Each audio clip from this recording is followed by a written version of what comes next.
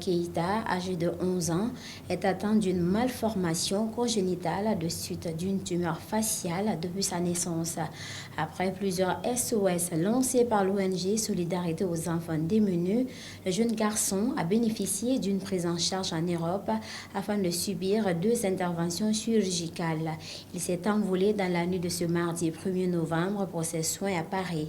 Notre équipe de reportage l'a accompagné à l'aéroport international Ahmed Sékou Touré de Conakry.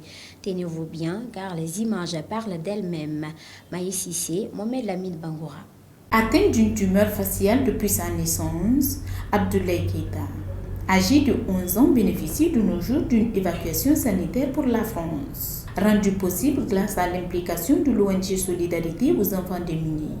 Cette 3e évacuation pour l'Europe, après Dakar et le Maroc, suscite de nombreux espoirs vis-à-vis de l'enfant. Abdoulaye Keïta, qui est né avec une tumeur faciale qu'on a découvert en 2018 grâce à une publication de la fille artiste Marie Fac, nous a interpellés dans la mesure où il a été abandonné par son propre père et du fait qu'il est né avec une malformation.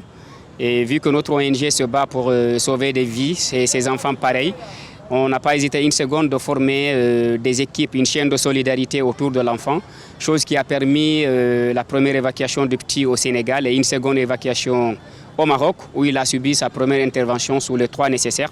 Et aujourd'hui, nous sommes à l'aéroport Ahmed Sékou Touré de Conakry pour sa 3e évacuation à Paris, où il va subir 2 interventions à l'hôpital Necker de Paris. Après l'achat du billet d'avion par la Fondation Antonio Soare pour l'Humanitaire, sans oublier le soutien du Dr Makali Traoré, la mère de l'enfant se réjouit de l'assistance des personnes de bonne volonté.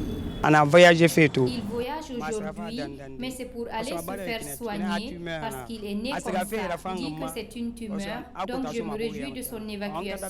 Je veux qu'on l'aide pour qu'il puisse aller à l'école comme les autres enfants. Makale Traoré est celle qui s'occupe de tout ce qui le concerne afin qu'il guérisse. À l'image d'Abdoulaye Keïta, le fondateur de l'ONG Solidarité aux enfants démunis exhorte une aide étatique pour l'insertion éducative de ces nécessiteux. Mais après le retour du petit, après 11 années, il n'a pas pu être à l'école parce qu'il est rejeté par toutes les écoles et il a été rejeté par la société vu sa maladie.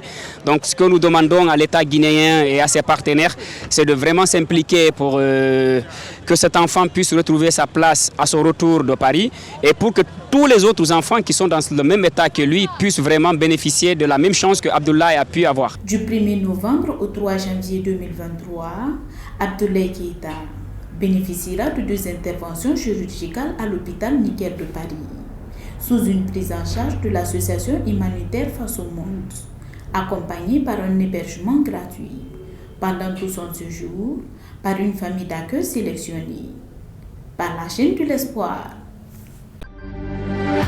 C'est la fin de cette édition d'information.